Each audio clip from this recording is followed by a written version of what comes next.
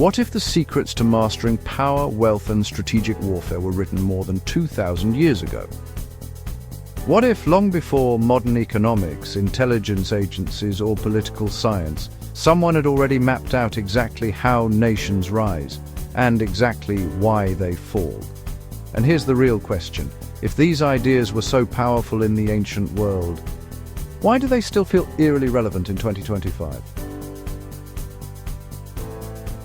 Today on Tales of History, we uncover the strategic genius of Chanakya's Arthashastra, a manual of power that refuses to stay in the past.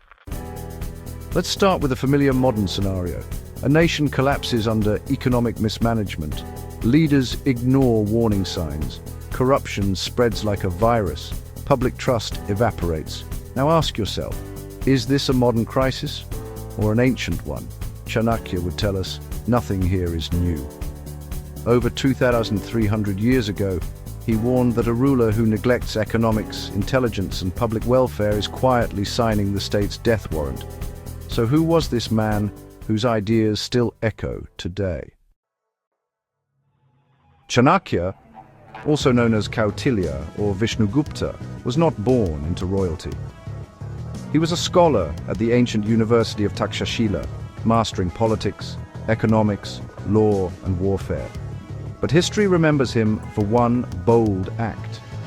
After being publicly humiliated by a corrupt king of the Nanda dynasty, in rage and resolve, Chanakya is said to have untied his top knot and sworn a fierce oath that he would not tie it again until he had uprooted the Nanda regime and reshaped the political order.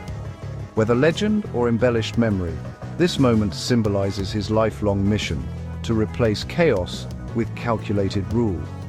Tradition holds that Chanakya first encountered a young boy named Chandragupta Maurya in the northwest of the subcontinent, sharp, fearless, and naturally commanding. Recognizing raw potential, Chanakya took him under his wing. He trained Chandragupta relentlessly in politics, military strategy, economics, discipline, and leadership, shaping not just a warrior, but a ruler. Under Chanakya's guidance, Chandragupta learned patience before ambition, planning before action, and strategy before force, lessons that would ultimately forge an empire. But Chanakya and Chandragupta's first attempt to seize power ended in failure. And this brings us to a famous legend that changed history. Legend says that while hiding in defeat, Chanakya overheard a mother scolding her child for eating from the center of a hot bowl of porridge.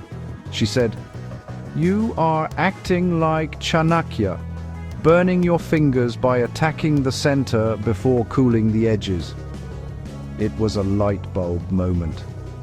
Chanakya realized they had attacked the capital too soon. He changed strategy, conquering the borderlands first, weakening the center slowly. It wasn't just force, it was geometry. Using this strategy, they overthrew the Nanda dynasty and built the Mauryan Empire, stretching across most of the Indian subcontinent. The Arthashastra was the instruction manual behind this transformation. The Arthashastra isn't a book of ideals, it's a book of results.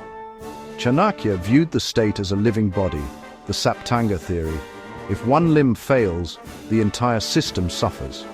He identified 7 essential elements. The king represented the head, disciplined and educated. The ministers represented the eyes, loyal and tested. The territory represented the legs, productive land and content, citizens. The forts represented the arms, security and resilience. The treasury represented the mouth, stable and overflowing. The army represented the mind, loyal and well-trained. The allies represented the ears, chosen strategically. Now pause and ask yourself, which of these do modern states struggle with the most? And more importantly, can any nation afford to neglect even one? Chanakya believed ignorance was the greatest weakness of any ruler. The solution? A terrified, pervasive intelligence network.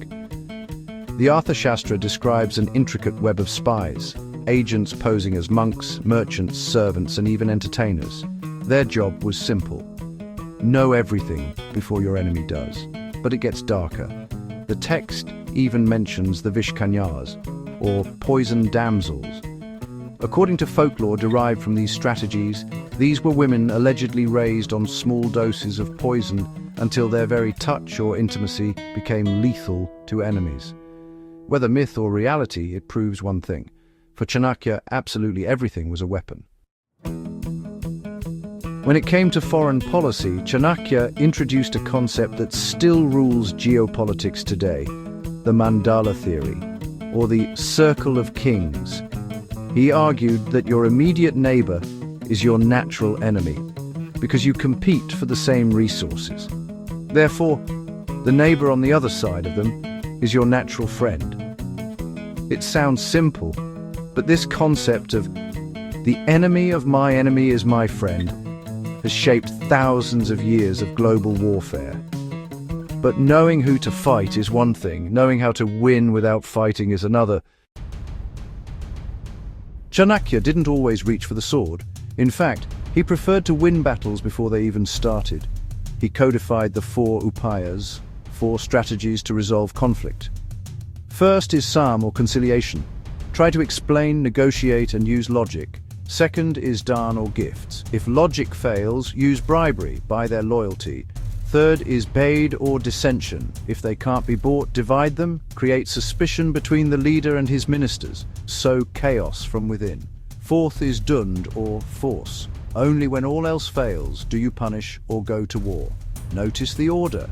War is the last resort. Chanakya famously said, "An arrow shot by an archer may or may not kill a single person, but a clever stratagem devised by a wise man can kill generations together." It is a chilling reminder that the sharpest weapon isn't steel, it's the mind. But none of these strategies work without money. Chanakya was centuries ahead of his time in economic thinking. He declared, "Without wealth, neither morality nor pleasure is possible." However, he was deeply cynical about the people handling that wealth. He knew that where there is money, there is corruption. He gave a brilliant analogy that still rings true today. Just as it is impossible to know when a fish swimming in water is drinking water, so it is impossible to find out when a government servant is stealing money.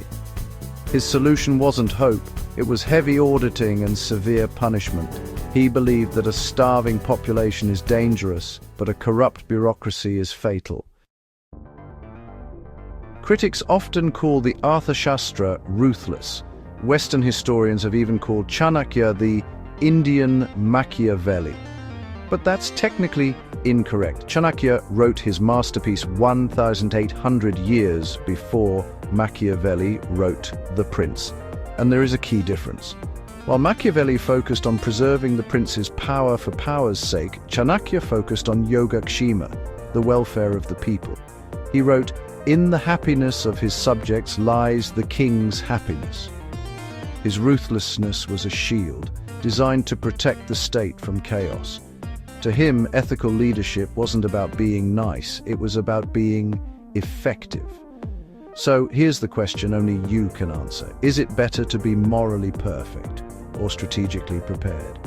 Chanakya's wisdom applies to more than just kings. Think long-term, control your emotions, understand human motives, prepare before the crisis strikes. In a world of constant competition, strategy is survival. If Chanakya were alive today, would he be a political strategist, an economist, or a corporate CEO? Which lesson from the Arthashastra do you find most relevant in today's world? The Circle of Kings, the 4 strategies, or the discipline of the leader? Tell us in the comments. We'd love to hear your thoughts. Thank you for watching Tales of History. If you enjoyed this deep dive into the mind of India's greatest strategist, please give this video a thumbs up and share it with a friend who loves history. Don't forget to subscribe and hit the bell icon so you never miss an episode. Until next time, keep exploring the past, because history isn't just the past. It's the key to understanding our present and shaping our future.